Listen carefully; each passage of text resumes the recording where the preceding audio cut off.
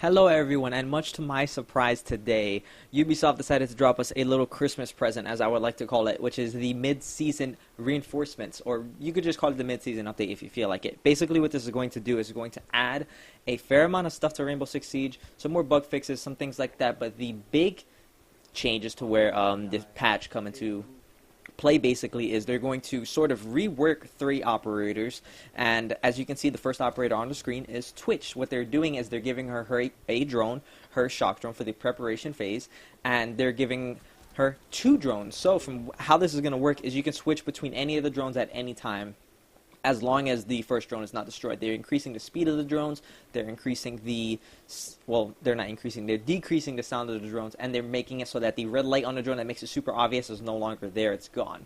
And what's very interesting about this is I'm kind of hoping that it makes her a little bit more viable, and it makes her utility a little bit more viable, because her gun's amazing. Her FAMAS is just astounding, and the accuracy on that gun, and the speed of that gun, and how fast it shoots, and how hard it hits at the same time, just make it one of the best primaries in the game.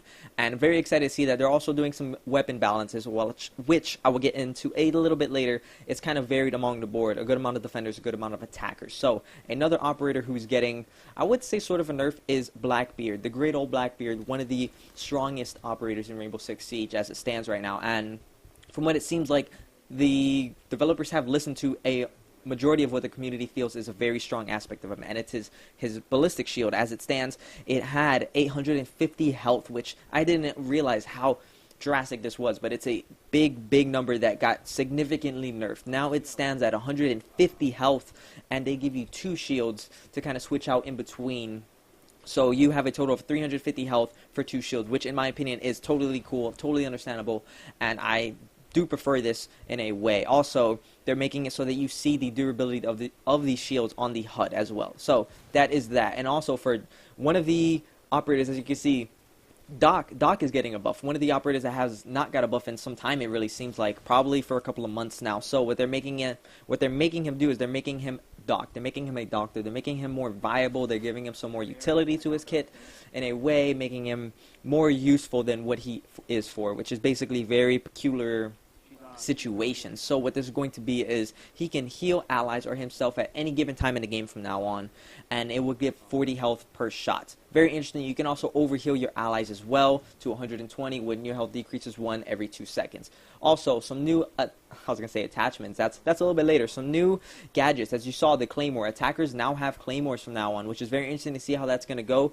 You know, also the defenders are getting a attachment as well called the impact grenade, which is basically what it sounds like. You throw it at a wall, it hits, it explodes. So for the Claymore, Thatcher is losing his stuns, he's gaining Claymores. Twitch is losing her stuns, gains Claymores. Glass is using breach charges, gains Claymores. Thermite uses stuns and breaches, gains smokes and Claymores. For the impact grenades, Caviera loses nitro cell, gains impact. Castle loses barbed wire, Smoke loses nitro, and Rook loses barbed wire, and they all gain these impact grenades. Kind of interested to see how this plays out.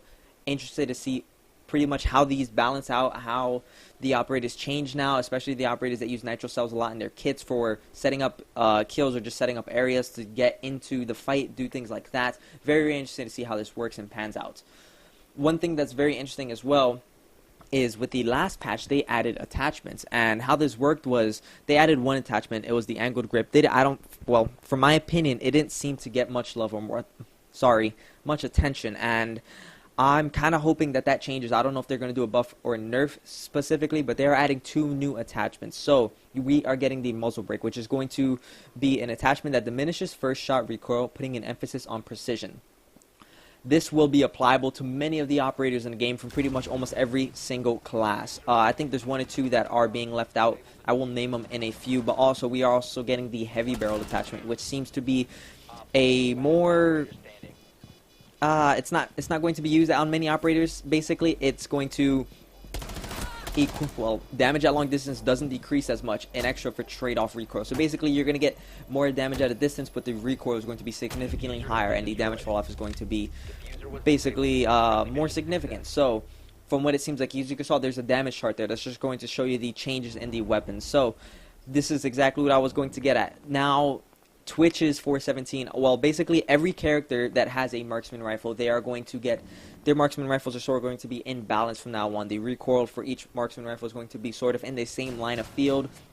You can pop more shots off without having to be, afraid of probably missing, or not even missing, but the fact that your gun just seems to go towards the sky from now on.